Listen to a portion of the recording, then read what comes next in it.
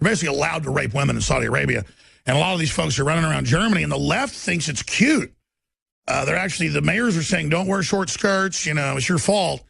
But I mean, can you imagine if a German did this, and the media even spins it and says German men are doing it. But you were getting into the waves of folks being brought into Europe, and we'll show some of the footage of the waves. Millions of people, David Icke. Yeah, I mean, the question is, why is it happening? I mean, if you research this conspiracy for not very long, you realize that it is like a room of dominoes in a line, and you push one domino down, and that creates the next domino to fall. So we've had this situation in the Middle East where we've had all this bombing and destruction and chaos and catastrophe externally created by the United States, NATO, Britain. And this has forced large numbers of people to leave.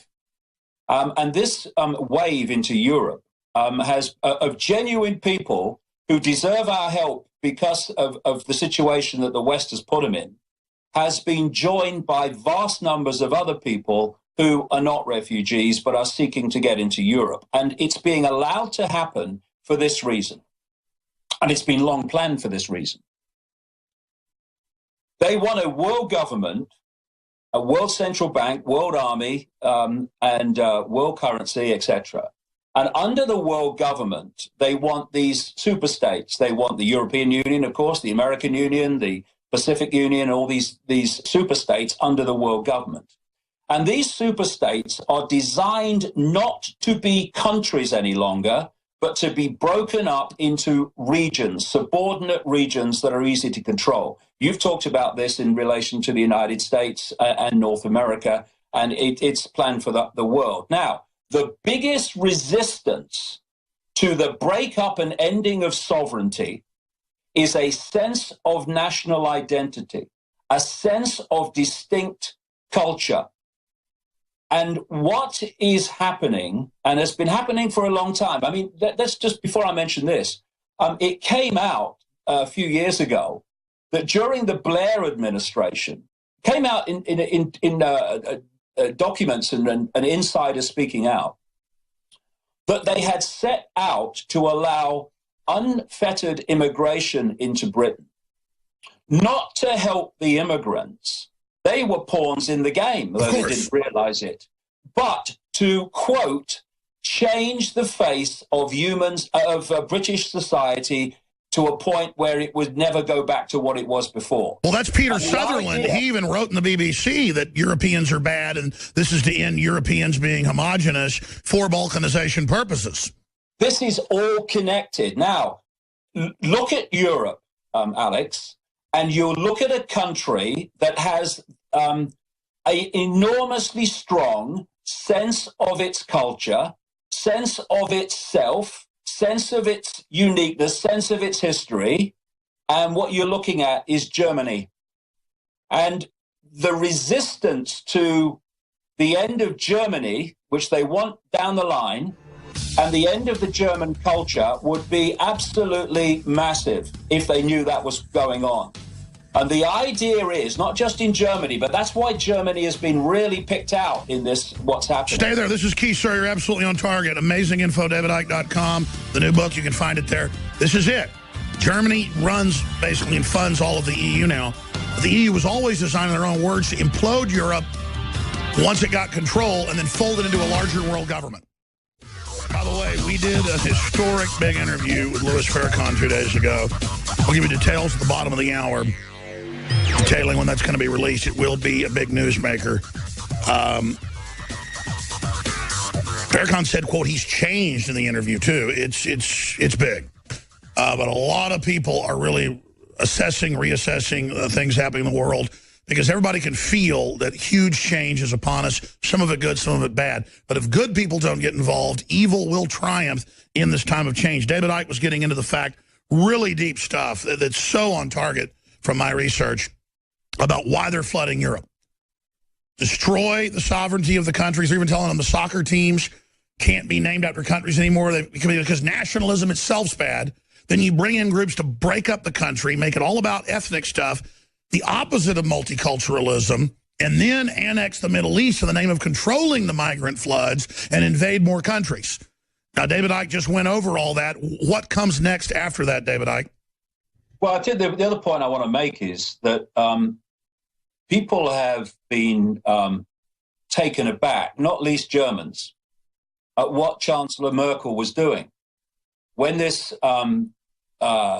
great flood of migrants began, she opened the doors to Germany without any question, without any policy, without anything. And people in Germany were like, well, what are you doing? What are you doing? Well, what she's doing is this. Chancellor Merkel is a 100% owned and willingly owned asset of this hidden hand.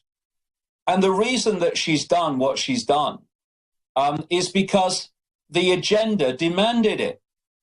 And because of that, she has acted and reacted, or hasn't, to what has happened in the way that she has. And the other point, Alex, is again and again, when you study how the hidden hand works, it plays one group of victims or one group of stooges, whatever you want to call them, against another to create the divide and rule. And they see, again, we're back to the dominoes. If this domino goes down, this domino is going to go down, and that means this will happen. If you do A, B will and happen. They never want you to think like that, but in their own books, they admit they're rigging 20, 30, 50, 100-year plans. So break down the rest of the plan, where this goes from here.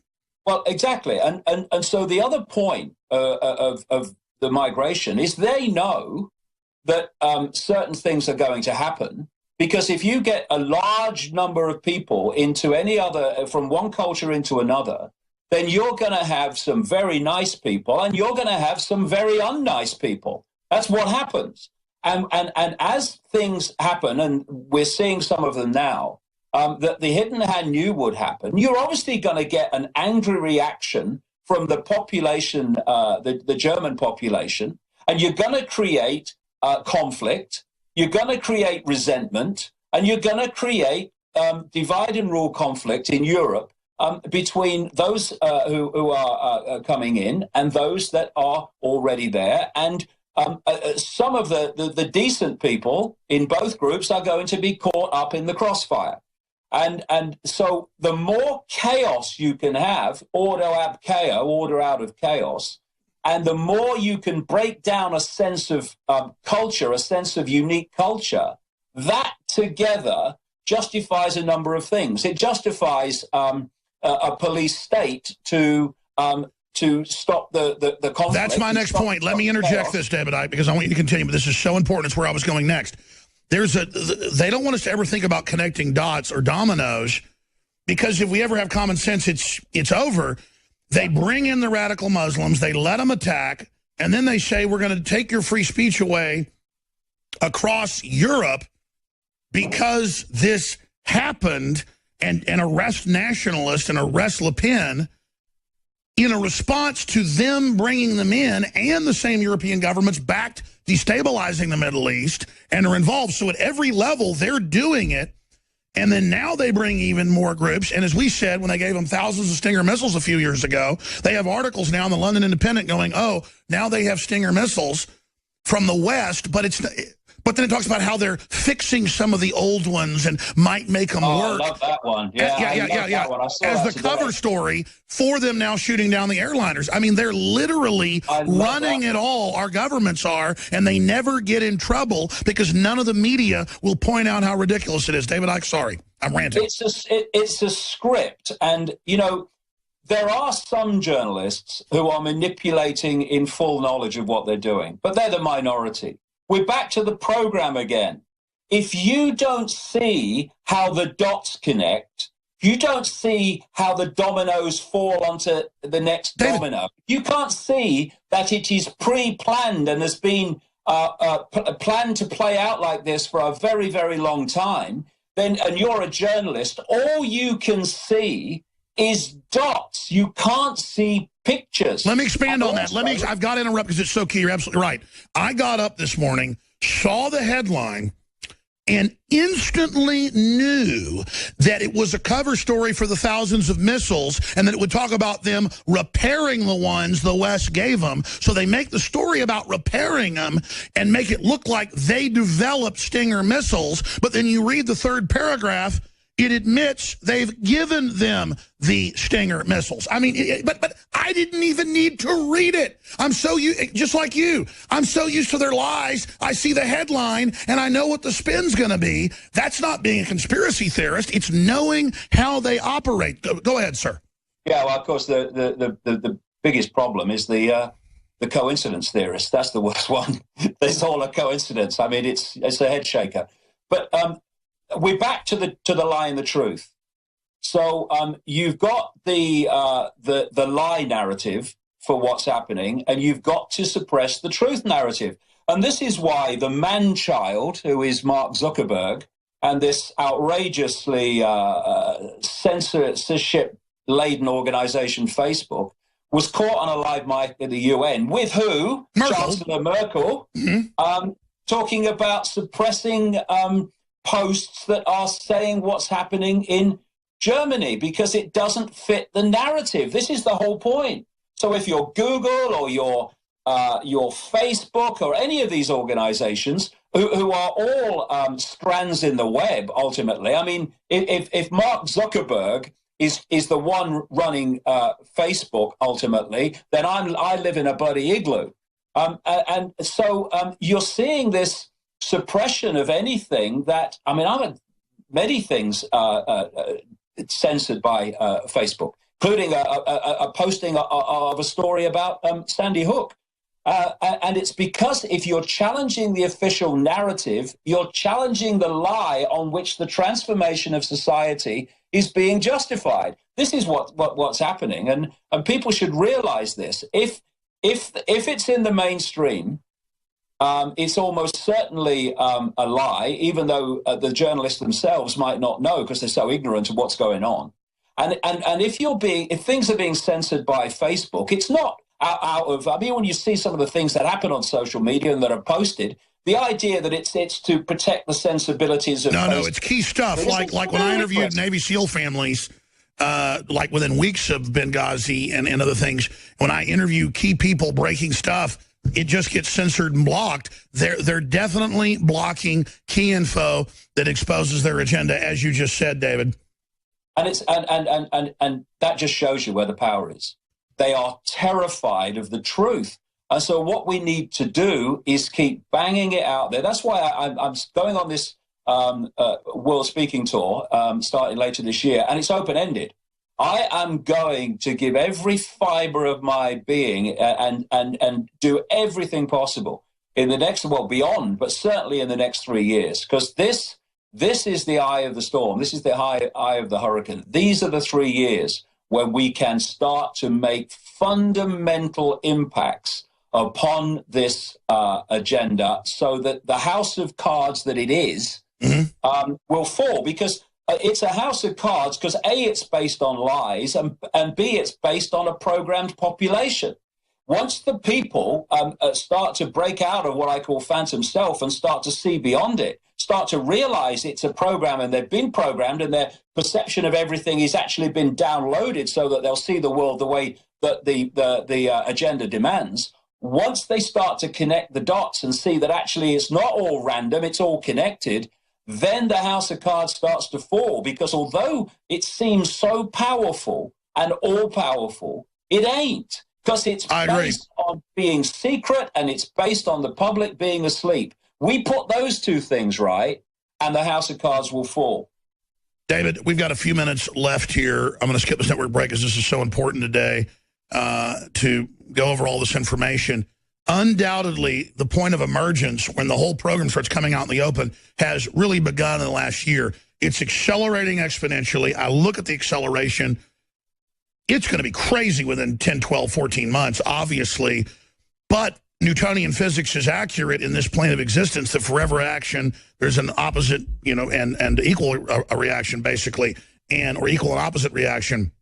And so I would have never thought, you talked about decompartmentalizing police officers, military, how they're a perfect example of compartmentalization, protecting their own enslavers.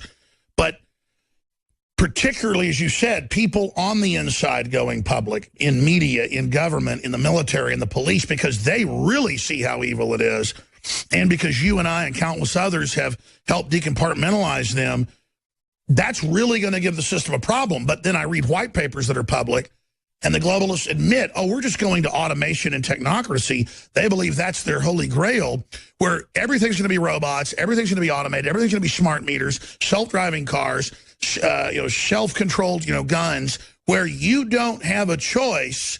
And that's going to be their answers, this total robotic world that, quote, makes it all convenient, but really takes all human power away. And that's the attacks on farms and ranches and Amish and outdoor farmers markets.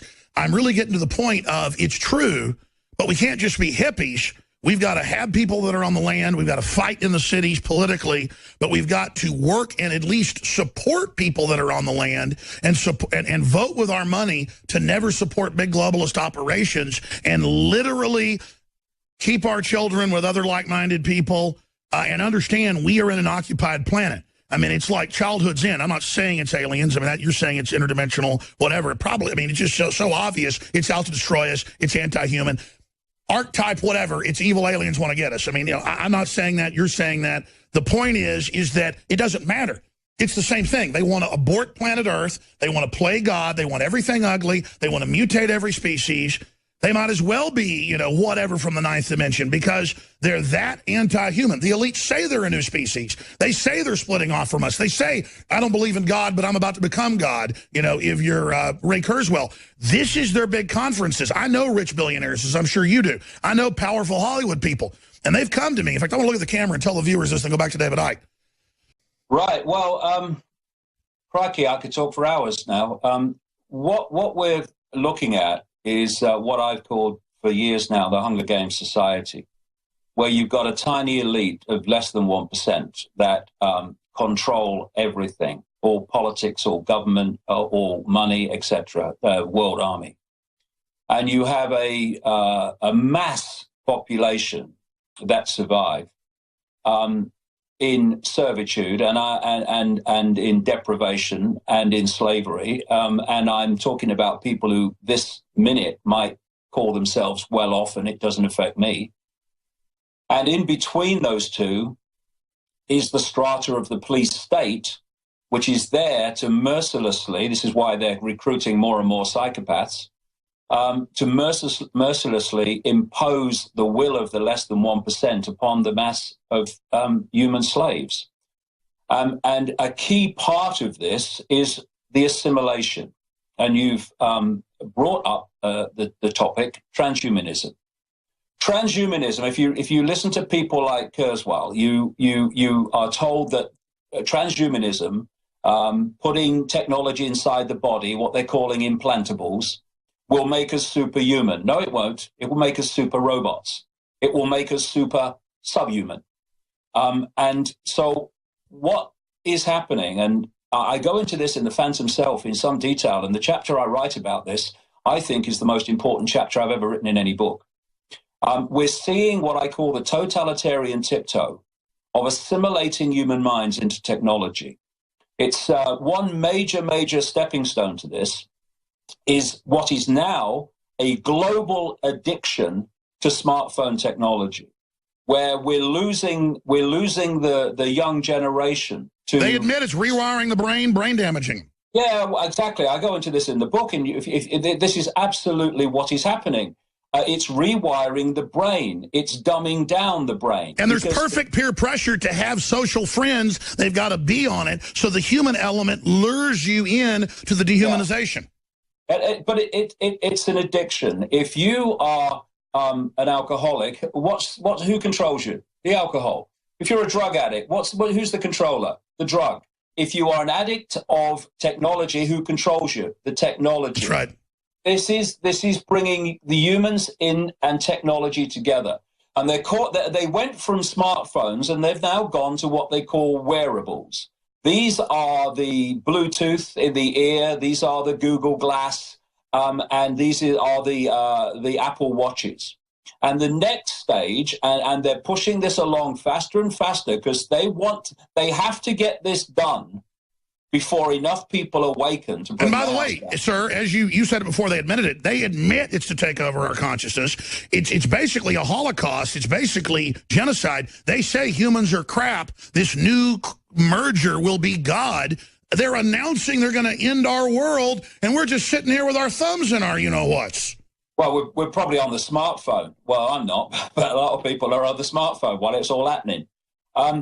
This guy, Ray Kurzweil, this Google executive who is the spokesman for Frankenstein, he has said that not too far into what we call the future, that most human thinking will be done from the cloud.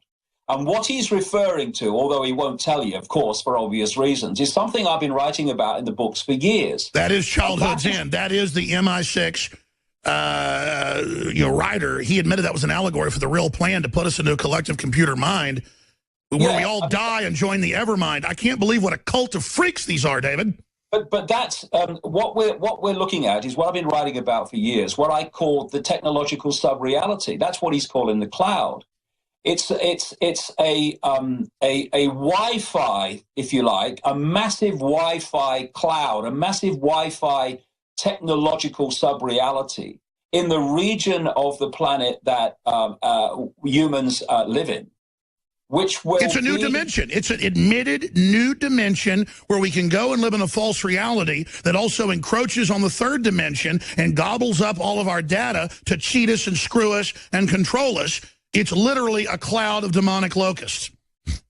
It will be doing the thinking. And the chapter I write in Phantom Self is called Trans-Phantomism. And I call it that because I've talked about Phantom Self and I am my name, I'm my life story, I'm my color, I'm my race, I'm my religion. No, your infinite awareness having that experience. And it's taken even that level of the program, what I call Phantom Self, it's designed to take it into a whole new level of thought and perception control. And so we need to get our asses in gear in 17 and 18.